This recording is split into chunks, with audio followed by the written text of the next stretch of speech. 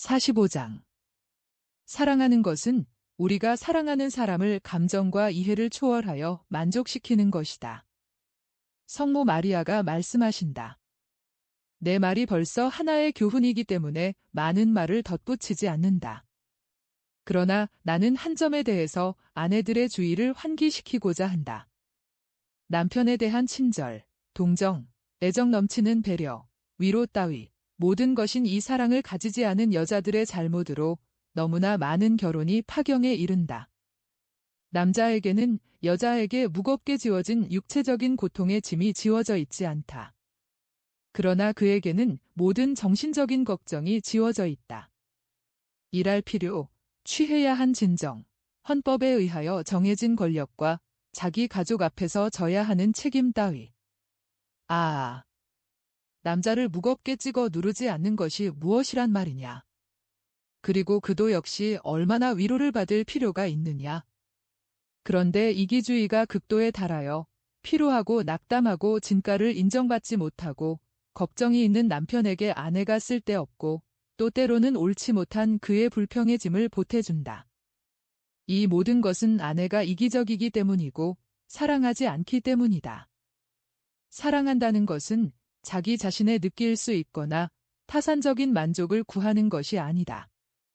사랑한다는 것은 감수성과 이해관계를 초월하여 우리가 사랑하는 사람을 만족해 하는 것이며 그가 바람과 평화의 하늘에서 날개를 활짝 펴고 있기 위하여 필요한 도움을 그의 정신에 주는 것이다. 너희들의 주의를 끄는 다른 점이 또 하나 있다. 거기 대하여는 이미 말하였지만 강조한다. 그것은 하느님께 대한 신뢰이다. 신뢰는 그 안에 향주덕을 요약한다. 신뢰를 가진 사람이라는 말은 믿음을 가진 사람이란 말이다. 신뢰를 가졌다는 것은 바란다는 것을 전제한다. 신뢰를 가졌다는 것은 사랑을 표시하는 것이다. 어떤 사람을 사랑하고 그 사람에게 바라고 그 사람을 믿는 것, 이것이 신뢰이다. 그렇지 않으면 신뢰가 아니다. 하느님께서는 우리의 신뢰가 그래야 하는 그런 신뢰를 받으실 자격이 있다. 거기에 대응하지 못할 수도 있는 보잘것없는 사람들을 우리가 신뢰하는데 우리를 절대로 저버리지 않으시는 하느님께 왜 신뢰를 하지 않겠느냐? 신뢰는 또한 겸손이기도 하다. 교호한 사람은 이렇게 말한다. 나는 나 자신으로 자족한다. 내가 이 사람을 신뢰하지 않는 것은 이 사람이 능력이 없고 거짓말장이고 주제넘기 때문이다 하고 겸손한 사람은 이렇게 말한다. 나는 이 사람을 믿는다. 왜 이 사람을 신뢰하지 않겠는가? 왜 내가 이 사람보다 낫다고 생각해야 하겠는가? 하고 그리고 하느님에 대하여는 한층 더 옳게 이렇게 말한다. 왜 내가 착하신 그분을 의심해야 하는가? 왜 내가 자족할 수 있다고 생각해야 하는가? 하고 하느님께서는 겸손한 사람에게 당신을 주시고 교호한 사람에게서는 멀리 떠나신다. 신뢰는 또 순종이기도 하다. 그런데 하느님께서는 순종을 사랑하신다. 순종은 우리가 우리를 하느님의 아들로 인정하고 하느님을 우리의 아버지로 인정한다는 것을 뜻한다.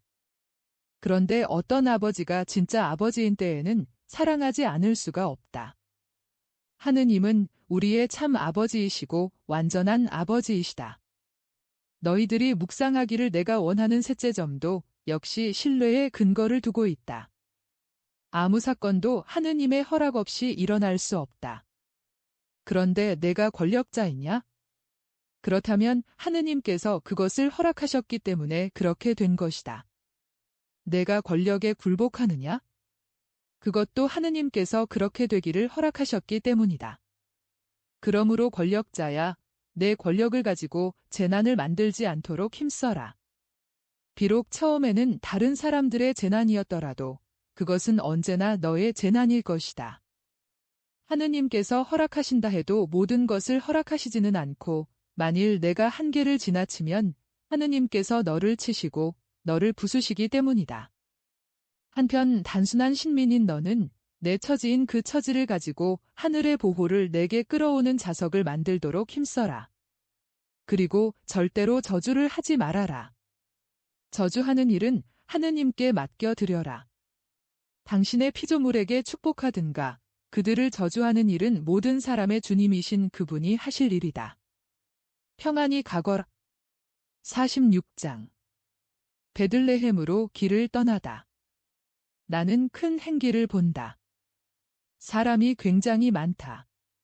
가구를 싣고 사람을 태우고 가는 나귀들이 있고 돌아오는 나귀들도 있다.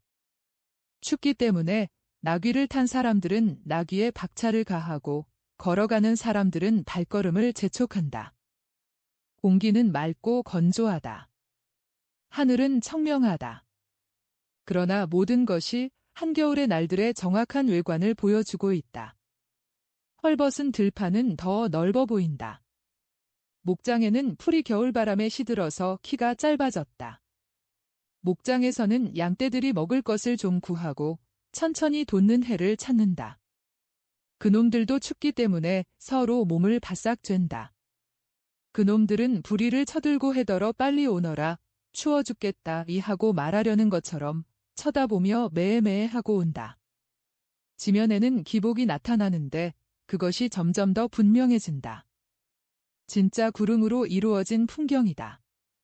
풀이 무성한 움푹 파진 곳들과 작은 계곡을 이룬 비탈들과 산등성이들이 있다.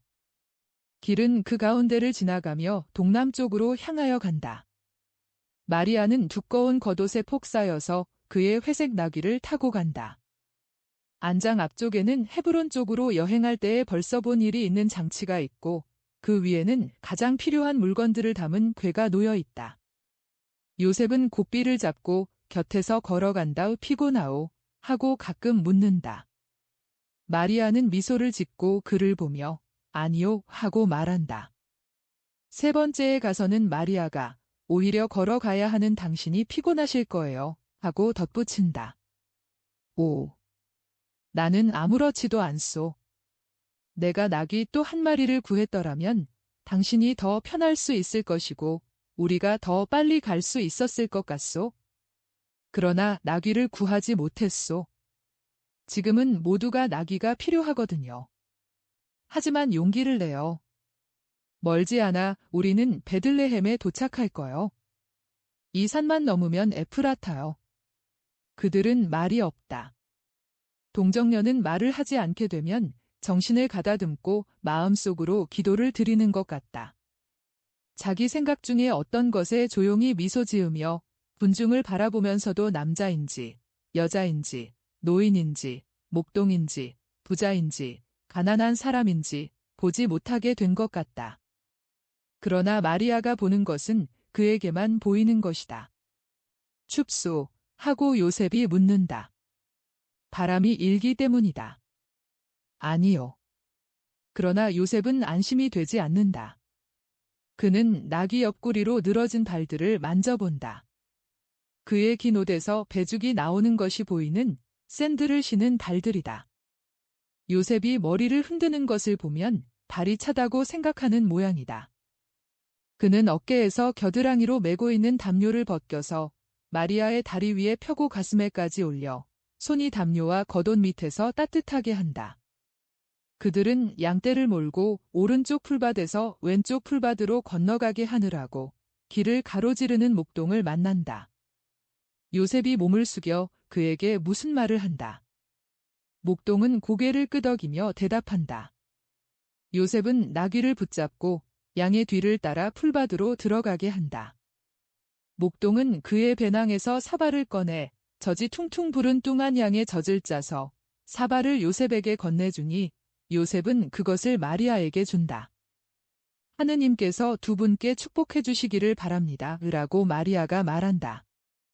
당신은 당신 사랑 때문에 또 당신은 당신의 친절 때문에 당신을 위해 기도하겠습니다. 멀리서 오십니까? 나자렛에서 옵니다 하고 요셉이 대답한다. 그래 어디로 가시오? 베들레헴에요. 저런 상태에 있는 여자에게는 먼 여행이군요. 당신의 아내요. 그렇소, 내 아내요. 어디 갈 데가 있소?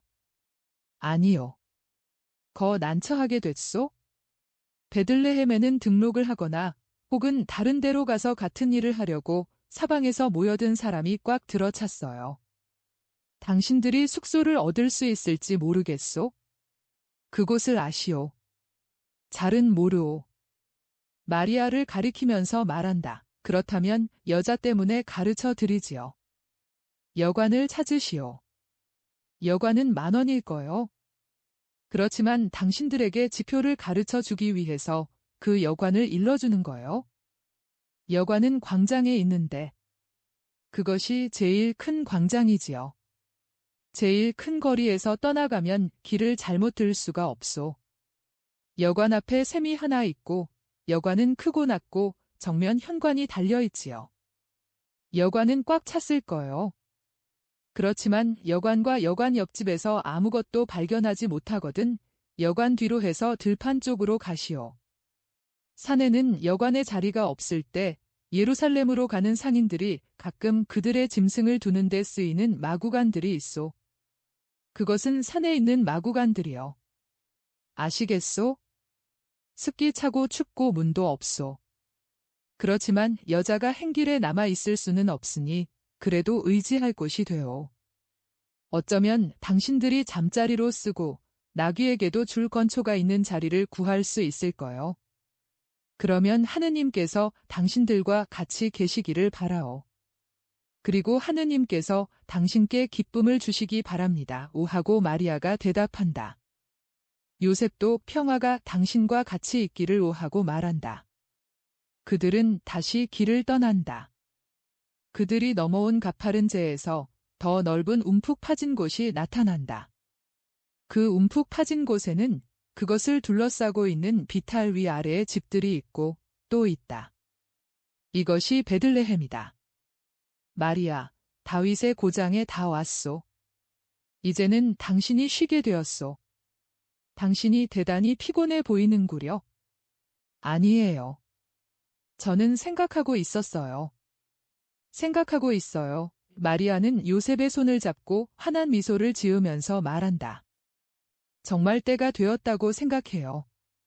아이고. 어떻게 하지요? 걱정 마세요. 요셉. 당황하지 마세요. 제가 얼마나 침착한지 보세요. 하지만 대단히 아프지요? 아, 아니요. 저는 기쁨이 넘쳐요. 어떻게나 강하고 아름답고 억제할 수 없는 그런 기쁨인지. 제 심장이 아주 세게 뛰며 아기가 태어나요. 아기가 태어나요. 말할 지경이에요. 심장이 뛸 때마다 그렇게 말을 해요. 그것은 제 마음의 문을 두드리면서 엄마. 하느님의 입맞춤을 엄마에게 주려고 내가 왔어요 하고 말하는 내 아들이에요. 아, 얼마나 기뻐요? 요셉. 그러나 요셉은 기쁘지 않다. 그는 급히 의지할 곳을 찾아야 한다는 것을 생각하고 걸음을 재촉한다. 이 문저 문을 두드리며 의지할 곳을 청한다. 그러나 아무것도 없다. 모두 사람이 들어있다. 그들은 여관에 도착한다. 여관은 안마당 둘레로 있는 회랑 미대까지 야숙하는 사람들로 꽉 차 있다. 요셉은 나귀를 탄 마리아를 안마당에 남겨두고 다른 집들을 찾아보려고 나간다. 그랬다가 낙담해서 돌아온다. 아무것도 없는 것이다. 겨울의 일은 황혼이 어둠의 장막을 들이우기 시작한다. 요셉은 여관 주인에게 애원하고 손님들에게 애원한다. 그들은 건강한 남자들이다. 이쪽은 만삭이 된 여자이다. 동정을 해달라고 애원한다. 아무 소용없다. 여기 부유한 바리사이파 사람이 있는데 요셉을 눈에 띄게 멸시하는 시선으로 바라보고 마리아가 가까이 가자 문둥병 환자라도 가까이 간 듯이 옆으로 비낀다. 요셉이 그를 바라보는데 분개하여 얼굴이 벌개진다. 마리아는 그를 진정시키기 위하여 요셉의 손목에 손을 얹고 말한다. 고집 부리지 마세요. 갑시다. 하느님께서 마련해 주실 거예요. 그들은 나가서 여관에 담을 끼고 간다. 그들은 여관과 초라한 집들 사이에 나 있는 골목길로 해서 돌아간다. 여관을 끼고 돌며 찾는다. 어떻게 낮고 축축한지 마구간이라기보다는 오히려 동굴이나 지하 창고 같은 것들이 있다. 가장 훌륭한 것들은 벌써 사람들이 들어있다. 요셉은 막막하다.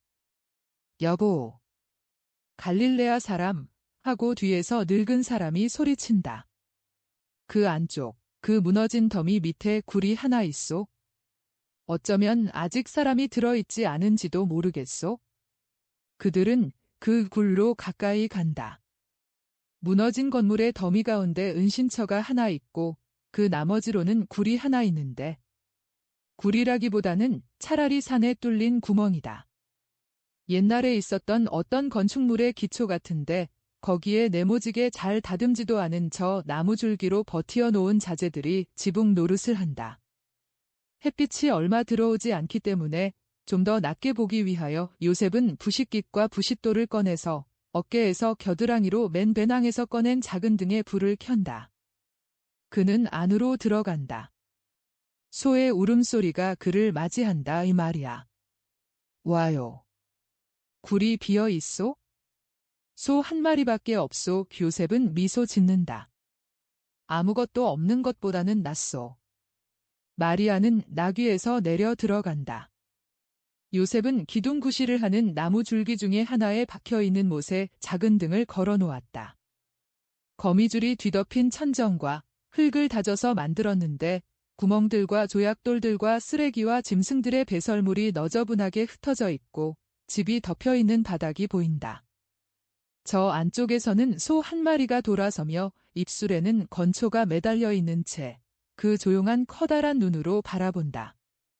투박한 걸상이 하나 있고 한 구석에는 틈이 있는 곁에 돌 2개가 있다. 이 가장 구석진 곳에 까매진 것으로 보아 그곳이 불을 피우는 곳임을 알 수 있다. 마리아는 소에게 가까이 간다. 마리아는 춥다. 그래서 따뜻한 기운을 느끼기 위하여 소의 목에 2손을 얹는다. 소는 알아듣는 것 같다. 요셉이 꼴시렁에서 짚을 많이 꺼내다가 마리아의 침대를 만들어주려고 소를 저쪽으로 밀 때에도 역시 알아듣는 것 같다. 꼴시렁이 이중으로 되어 있다. 소가 먹는 곳과 그 위에 있는 건초를 저장해 두는 일종의 선반이다. 이 선반을 요셉이 꺼내는 것이다. 소는 그렇게 하게 내버려 둔다. 요셉은 또 나귀에게도 자리를 마련해 주니 피곤하고 배가 고픈 나귀는 즉시 먹기 시작한다. 요셉은 엎어져 있는 엉망으로 쭈그러진 양동이도 하나 발견한다. 밖에는 개천이 하나 있기 때문에 요셉은 밖으로 나가서 나귀에게 먹일 물을 떠가지고 돌아온다. 그런 다음 한 구석에 놓여 있는 나뭇가지로 만들어진 다발을 집어서 바닥을 쓸려고 해본다. 그리고는 건초를 깔고 가장 부숭부숭하고 가장 아늑한 모퉁이 소 곁에 건초로 침대를 만든다. 그러나 그 보잘것없는 건초가 축축한 것을 발견하고는 한숨을 쉰다. 그는 불을 피운다. 그리고 성브루노회 수도자와 같은 인내로 건초를 한 줌씩 잡고서 불 곁에서 말린다. 마리아는 피로하여 등이 없는 걸상에 앉아 바라보며 미소 짓는다. 이제 다 되었다. 마리아는 폭신한 건초 위에 그럭저럭 자리 잡고 나무줄기에 어깨를 기댄다. 요셉은 텐트 역할을 하는 그의 겉옷을 출입구로 쓰이는 구멍에 펴는 것으로 실내 장식을 마친다. 매우 불완전한 은신처이다. 그런 다음 빵과 치즈를 동정녀에게 주고 수통에서 마실 물도 준다. 그런 다음 이제는 좌우우하고 말한다. 나는 불이 꺼지지 않도록 깨어 있겠소? 다행히 나무가 있소? 불이 오래 가고 잘 타기를 바랍니다. 등의 기름을 절약할 수 있겠소? 마리아는 순종하여 눕는다. 요셉은 바로 마리아의 겉옷과 처음에 발을 덮었던 담요로 그를 덮어준다. 그렇지만 당신은 추우실 텐데요. 아니요, 마리아. 나는 불 곁에 있소? 좀 쉬도록 해요. 내일은 좀 더 나을 거요. 마리아는 사양하지 않고 눈을 감는다. 요셉은 그가 있는 구석에 틀어박혀 곁에 잔가지들을 놓고 걸상에 앉아 있다. 잔가지가 별로 없다. 오래 가지 못할 것 같다. 그들의 위치는 다음과 같다.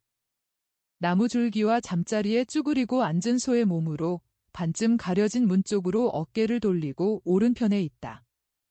요셉은 왼쪽의 문 쪽을 향하여 돌아 앉아 있다. 따라서 얼굴은 불을 향하고 어깨는 마리아 쪽을 향하여 대각선으로 앉아 있다. 요셉은 마리아를 가끔 보기 위하여 얼굴을 돌리는데 마리아가 자는 것처럼 조용한 것을 본다. 그는 나뭇가지들을 조금씩 써서 하나씩 불에 던져 불이 꺼지지 않게 하고 빛을 좀 주고 얼마 안 되는 그 나무를 오래 가게 한다. 등에는 기름이 다하였기 때문에 이제는 환해졌다, 거의 죽어갔다 하는 불의 미광밖에는 없어서 희미한 빛 속에 소의 흰빛과 요셉의 얼굴과 손의 흰빛만이 부각된다. 그 나머지 모든 것은 희미한 어둠 속에 섞여버리는 덩어리에 지나지 않는다. 성모 마리아는 이렇게 말씀하신다. 너희들에게 아무 말도 하지 않는다. 환상 자체가 스스로 말을 하고 있는 것이다. 거기에서 흘러나오는 사랑과 겸손과 순결의 교훈을 얻어내는 것은 너희들이 할 일이다. 쉬어라. 내가 예수를 기다리면서 깨어있은 것과 같이 너도 깨어있으면서 쉬어라. 예수가 너에게 그의 평화를 갖다 줄 것이다. 47장 우리 주 예수의 탄생. 나는 아직도 마리아와 요셉이 짐승들의 처지를 같이 하며 의지할 곳을 얻은 그 초라한 돌 많은 피난소의 내부를 보고 있다. 작은 모닥불도 졸고 있고 불을 살피는 사람도 졸고 있다. 마리아는 그의 자리에서 머리를 쳐들고 바라본다. 마리아는 깊은 생각에 잠긴 듯이 머리를 가슴에 파묻고 있는 요셉을 보고 깨어있겠다는 그의 착한 뜻이 피로에 꺾였구나 하고 생각한다. 마리아는 미소 짓는다. 환한 미소이다. 마리아는 장미꽃에 앉는 나비가 낼 수 있는 것보다도 소리를 덜 내면서 앉았다가 무릎을 꿇는다. 마리아는 얼굴에 환한 미소를 띠고 기도를 드린다. 팔을 꼭 십자 모양은 아니지만 거의 십자 모양으로 손바닥을 위로 한 채 앞으로 내밀고 기도하는데 그 힘든 자세로 필요한 것 같지는 않다. 그러다가 한층 더 심각한 기도의 자세로 얼굴을 건초에 대고 엎드린다. 기도가 오래 계속된다. 요셉이 잠이 깬다. 그는 불이 거의 죽어가고 외양간이 거의 어둠에 쌓여 있음을 본다. 장가지를 한 줌 던지니 불꽃이 다시 살아난다. 그는 더 큰 가지를 얹고 그 다음에는 한층 더 큰 가지들을 얹는다. 추위가 이 폐허 사방에 파고드는 조용한 겨울밤의 추위가 매서울 것이기 때문이다. 가엾은 요셉은 요셉의 겉옷이 막아보려고 하는 그 뚫린 구멍을 문이라고 부르기로 하자. 문 바로 곁에 있기 때문에 요셉은 꽁꽁 얼었을 것이 틀림없다. 그는 손을 불꽃 가까이 갖다 대고 샌들을 벗고 발도 불 가까이 갖다 댄다. 몸을 녹이는 것이다. 불이 잘 붙고 그 불빛이 확실해지자 몸을 돌린다. 그에게는 아무것도 보이지 않는다. 칙칙한 건초 위에 밝은 줄을 그어 놓던 마리아의 베일의 그 흰 빛깔조차도 보이지 않는다. 요셉은 천천히 일어나서 자리로 가까이 간다. 마리아, 자지 않소? 하고 묻는다. 그는 3번이나 그 말을 묻는다. 마침내 마리아가 그것을 깨닫고 대답한다. 저 기도 드리고 있어요? 아무것도 필요한 것이 없소? 없어요. 좀 자도록 해보오. 적어도 좀 쉬기라도 해요. 그렇게 해보겠어요. 그렇지만 기도를 드리는 것은 피곤하지 않아요. 안녕, 마리아. 안녕, 요셉. 마리아는 다시 자기 자세로 돌아간다. 요셉은 더 이상 잠해지지 않으려고 불 곁에 무릎을 꿇고 기도를 드린다. 그는 두 손으로 얼굴을 가리고 기도한다. 불에 나무를 얹기 위해서나 손을 뗀다. 그리고는 다시 열렬한 기도로 돌아간다. 나무가 탁탁 튀는 소리와 가끔 땅바닥을 두드리는 나귀의 굽소리 외에는 아무 소리도 들리지 않는다.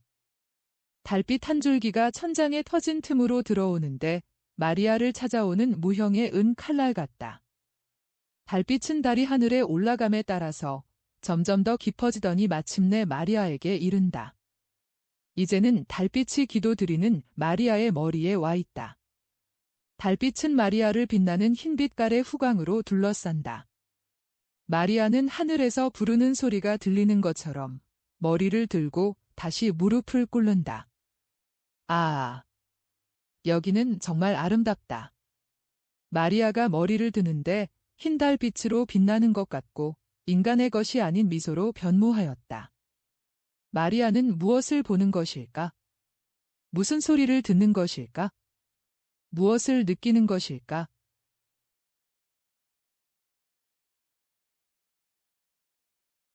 그의 모성의 번개 같은 순간에 그가 무엇을 보고 무슨 소리를 듣고 무엇을 느꼈는지 말할 수 있을 사람은 마리아밖에 없다.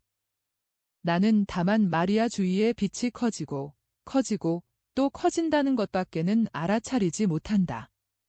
그 빛은 하늘에서 내려오는 것 같고 마리아의 둘레에 있는 보잘것없는 물건들에서 발산하는 것 같고 특히 마리아에게서 발산하는 것 같다. 짙은 하늘 비친 마리아의 옷이 지금은 물망초와 같은 부드러운 하늘 빛을 띠었고 손과 얼굴은 거대한 밝은 청옥의 불 아래 있는 것처럼 하늘 빛이 된 것 같다. 이 빛깔을 보니 비록 더 엷기는 하지만 거룩한 낙권에 대한 환상에서 발견하는 빛깔이 생각나고 또 동방 박사들이 오는 것을 본 환상의 빛깔도 생각난다. 그 빛깔은 특히 물건들 위로 점점 더 퍼져서 그것들을 감싸고 깨끗하게 하고 찬란하게 해준다. 빛은 점점 더 마리아의 몸에서 발산하여 달빛을 흡수한다. 그 빛이 하늘에 서 내려올 수 있는 모든 것을 끌어당기는 것 같다. 이제부터는 마리아가 빛을 맡아 가지고 있는 여자이고 세상에 그 빛을 주게 될 여자이다. 그리고 세상에 주어지려는 이 찬란하고 저항할 수 없고 더불어 헤아릴 수 없으며 영원하고 숭고한 이 빛이 새벽과 더불어 새벽을 알리는 지저귀는 소리와 더불어 깨어나는 새벽빛과 더불어 점점 더 커지는 빛나는 원자들의 합창과 더불어 거대한 향의 소용돌이 모양으로 올라오고 또 올라오는 밀물처럼 급류같이 내려와서 베일 모양으로 펼쳐지는 밀물처럼 퍼진다. 갈라진 틈과 거미줄과 기적적으로 균형 잡힌 것 같이 보이는 불쑥 나온 파편투성이이며 꺼멓고 연기에 그을었으며 혐오감을 일으키는 천장이 왕이 사는 방의 천장 같아 보인다. 돌 하나하나가 은 덩어리 같고 틈 하나하나가 유백색으로 빛나며 거미줄 하나하나가 은과 금강석으로 짠 천개와 같다. 두 돌덩어리 사이에서 동면하는 큰 도마뱀은 어떤 여왕이 거기에 잊어버린 벽옥 목걸이와 같고 동면하는 한 무리의 박쥐는 귀중한 풀마노와 같은 빛을 풍긴다. 제일 높은 구유에서 늘어져 있는 건초는 이제는 풀이 아니고 물결치는 머리채처럼 우아하게 공중에서 흔들리고 있는 수는실, 또 수는실이다. 투박한 나무로 만든 아래 구유는 광을 낸 은덩어리가 되었다. 벽들은 수단으로 덮였는데 비단의 흰 바탕이 도드라지게 수놓은 진주에 가려 보이지 않는다. 그리고 땅바닥이 지금은 무엇이 되었는가? 흰 빛으로 비추어진 수정이다. 불쑥 내민 꽃들은 경의를 표하기 위하여 땅 위에 던져놓은 빛나는 장미꽃들과 같다. 그리고 구멍들은 향기와 좋은 냄새를 풍기는 귀중한 잔들과 같다. 그리고 빛은 점점 더 환해진다. 눈부시어 눈은 그 빛을 견딜 수가 없다. 그 빛 속으로 마치 백열한 빛의 베일에 빨려 들어가듯이 동정녀가 사라진다. 그리고 그 빛에서 어머니가 나타난다. 그렇다. 내 눈이 빛을 견딜 수 있게 되었을 때 나는 마리아가 갓난 아들을 안고 있는 것을 본다. 장미꽃 봉오리 만한 손과 장미꽃 속에라도 넉넉히 들어갈 수 있을 작은 발을 흔들며 몸부림치는 분홍빛의 토실토실한 작은 아기. 작은 나무딸기같이 빨간 입을 벌리고 장미빛 입천장을 맞히는 작은 혀를 보이면서 꼭 금방 난 어린 양의 목소리같이 떨리는 목소리로 우는 아기. 어떻게나 엷은 금발인지 머리카락이 없는 것 같이 보이는 작은 머리, 동그란 작은 머리를 흔드는 아기.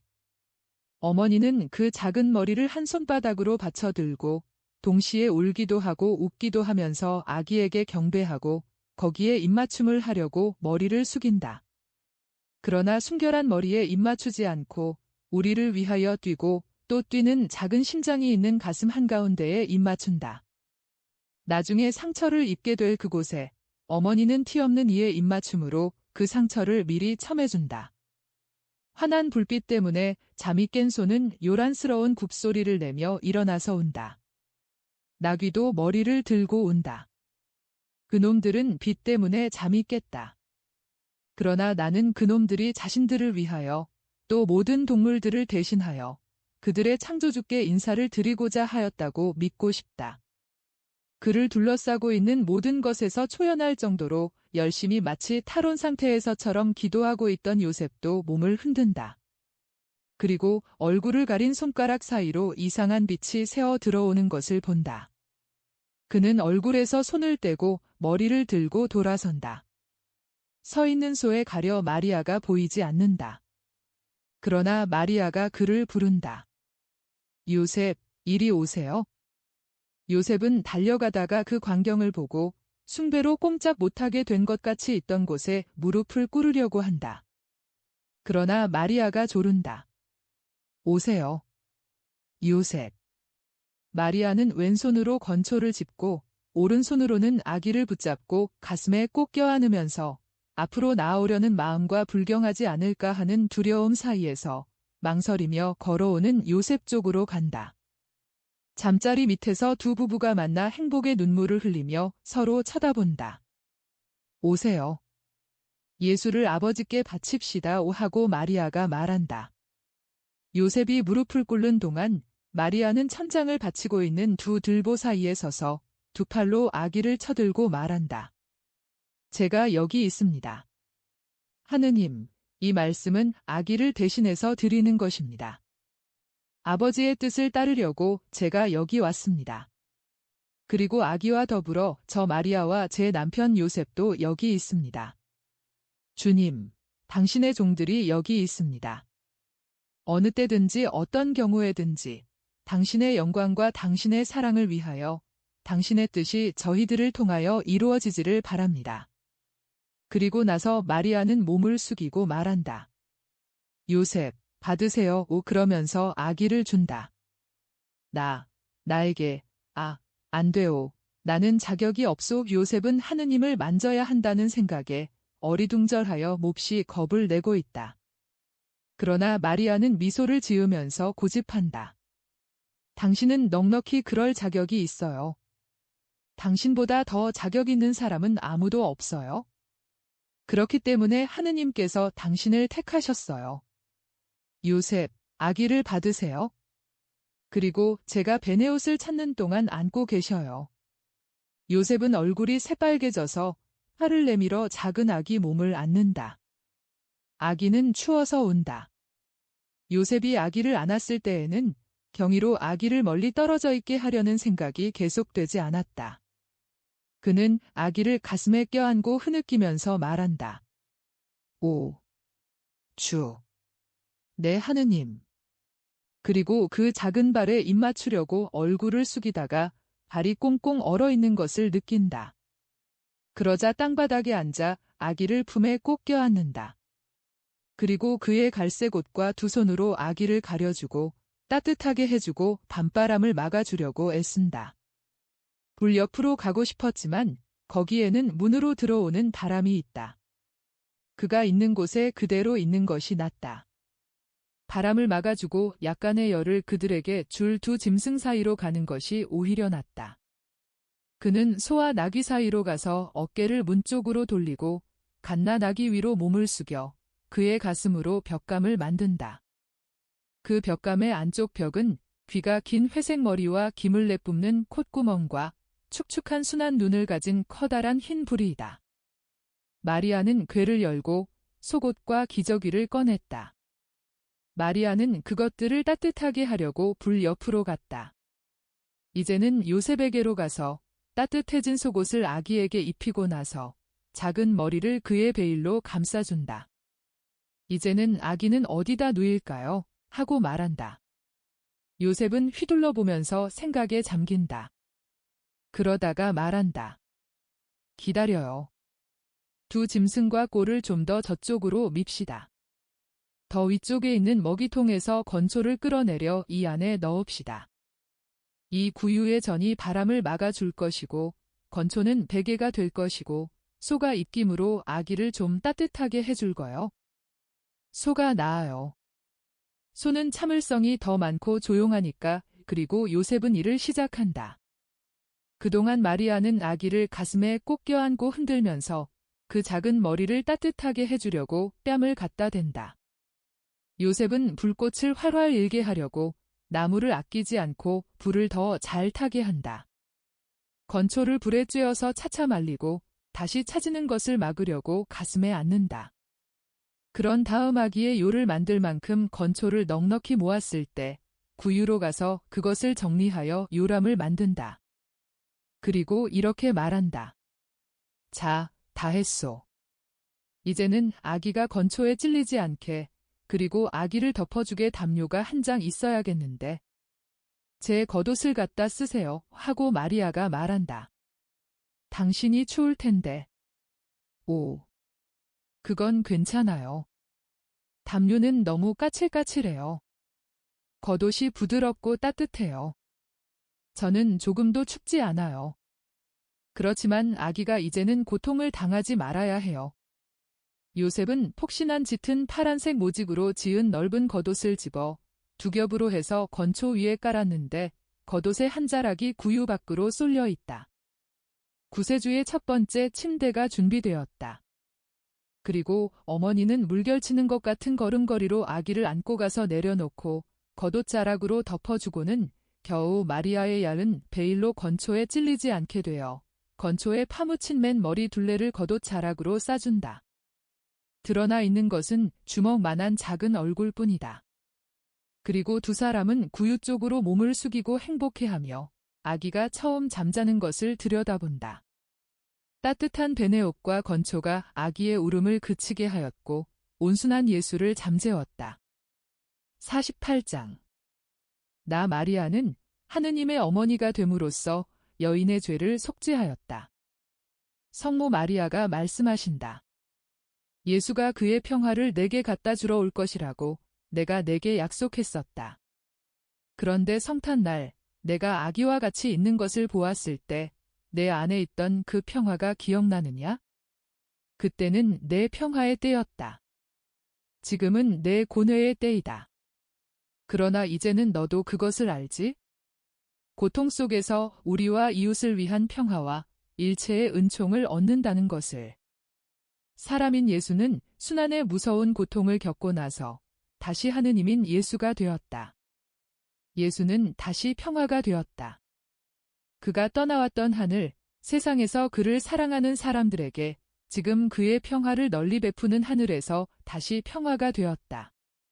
그러나 순환의 시간에는 세상의 평화인 그가 이 평화를 빼앗겼었다. 만일 그가 평화를 차지하고 있었으면 고통을 당하지 않았을 것이다. 그런데 그는 고통을 당해야 하였다. 완전히 고통을 당해야 하였다. 나 마리아는 하느님의 어머니가 됨으로써 여인의 죄를 대신 속죄하였다. 그러나 그것은 여인의 구속의 시초에 지나지 않았다.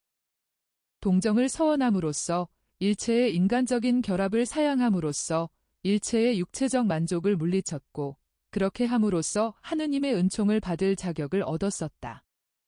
그러나 그것은 아직 넉넉한 것이 아니었다. 과연 하와의 죄는 가지가 내딛는 나무와 같은 것이었다.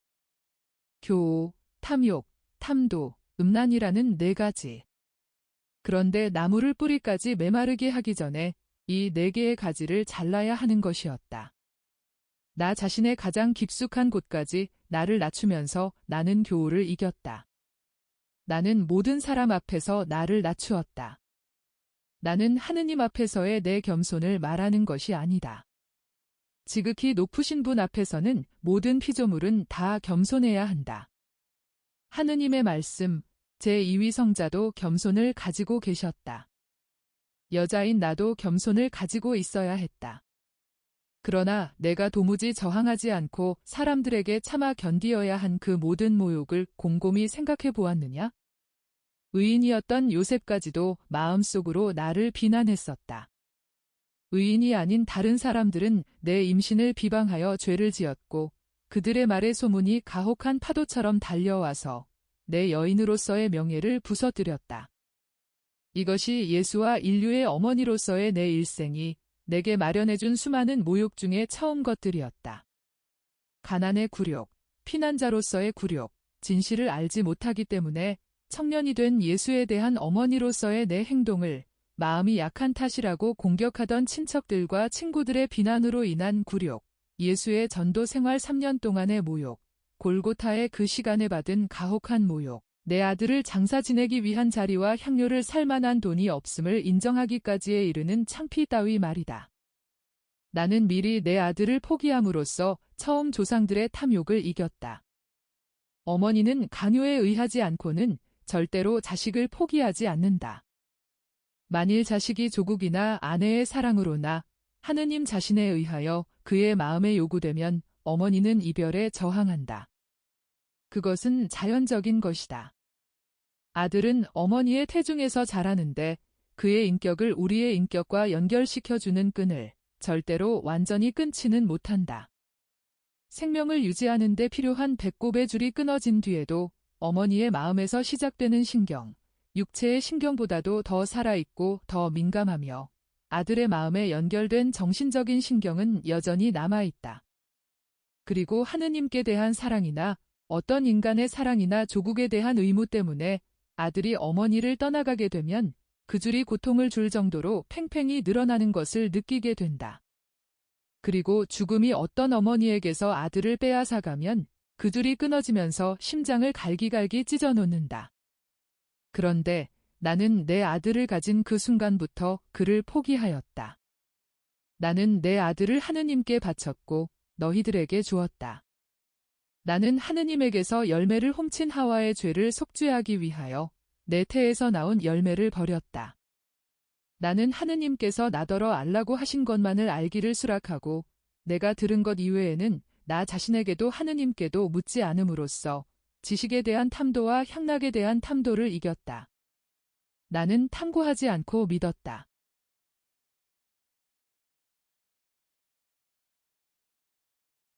나는 향락의 탐도를 이겼다. 관능적인 만족을 일절 거부하였기 때문이다. 나는 내 육체를 발로 밟았다. 사탄의 도구인 육체를 사탄과 더불어 내 발 뒤꿈치 밑에 넣어 하늘에 가까이 가기 위한 발판을 만들었다. 내 목적인 하늘. 내 유일한 갈망이신 하느님이 계신 곳. 이 갈망은 탐도가 아니고 우리가 당신만을 갈망하는 것을 보기를 원하시는 하느님께 축복을 받는 필요사이다. 나는 개걸에까지 이르는 탐도인 음란을 이겼다. 과연 억제되지 않은 악습은 더 큰 악습으로 이끌어간다. 그렇지 않아도 비난할 만한 하와의 탐도가 그를 음란으로 이끌어갔다. 자기 혼자서 만족을 취하는 것만으로는 부족해서 하와는 그의 죄를 정교함에까지 이끌어갔다. 하와는 음란을 알았고 그것을 남자 동무에게 가르쳤다. 나는 경계표를 뒤엎어서 내려보내는 대신에 항상 올려보냈다. 타락시키기는 고사하고 나는 항상 정상을 향하여 끌어당겨서 성실한 사람이던 내 짝을 천사를 만들었다. 하느님을 차지하고 하느님과 더불어 그분의 무한한 보물을 차지하기가 무섭게. 나는 서둘러 나를 버리고 이렇게 말하였다. 보십시오. 아기를 위하여, 아기에 의하여 당신의 뜻이 이루어지기를 바랍니다오 하고 육체뿐 아니라 애정과 생각까지도 자제하는 사람이야말로 순결한 사람이다. 나는 육체와 마음과 정신이 추잡한 여자를 완전히 멸망시키기 위하여 순결해야 하였다. 나는 이 자제를 버리지 않아 하늘에서는 오직 하느님의 것이고 세상에서는 오직 내 것이던 내 아들에 대해서까지도 이 애는 내 것이다. 나는 내 아들을 원한다 하는 말을 하지 않았다. 그러나 하와 때문에 이뤄진 평화를 여자에게 돌려주는 데에는 이것도 아직 충분하지 못하였다. 나는 이 세상에 태어나는 것을 본 그 아들이 죽는 것을 보면서 이 평화를 십자가 아래에서 얻었다. 죽어가는 내 아들의 외치는 소리에 오장육부가 쏟아져 나오는 것 같은 고통을 느끼면서 나는 여성다움을 일절 잃었다. 나는 이미 육체가 아니고 천사였다. 정배로서 성령과 결합한 동정녀 마리아는 그 순간에 죽었다. 남아있는 것은 은총의 어머니, 그의 고통으로 너희들을 은총에 낳아주고 너희들에게 은총을 준 은총의 어머니였다. 성탄날 밤, 내가 다시 여자로 확립한 암컷이 십자가 아래서 하늘의 인간이 되는 방법을 얻었다. 나는 만족을, 거룩한 만족까지도 일절 거부하면서 너희를 위하여 이렇게 하였다. 하와로 인하여 동물의 암컷보다 나을 것이 없는 계집들의 처지가 되었던 너희들을 가지고 나는 너희들이 그러기를 원한다는 조건으로 하느님의 성녀들을 만들었다.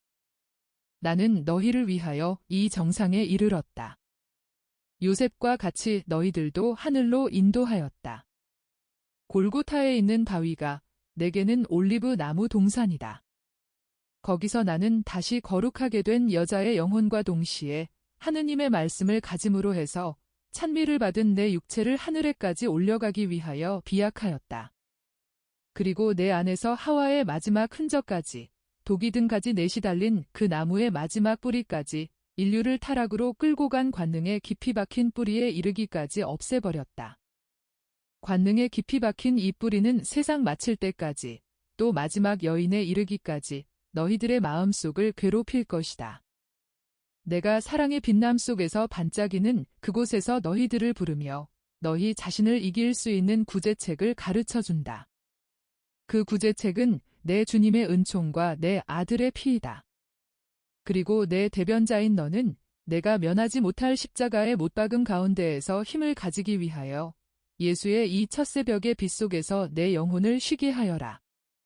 우리는 내가 여기 오기를 고통의 길로 해서 올라오는 이곳에 오기를 원하기 때문이고 세상의 은총을 얻어주기 위하여 더 많은 마음 고통을 겪을수록 그만큼 더 높이 올라오는 이곳에 내가 오기를 원하기 때문이다. 평안히 가거라. 나는 너와 함께 있다.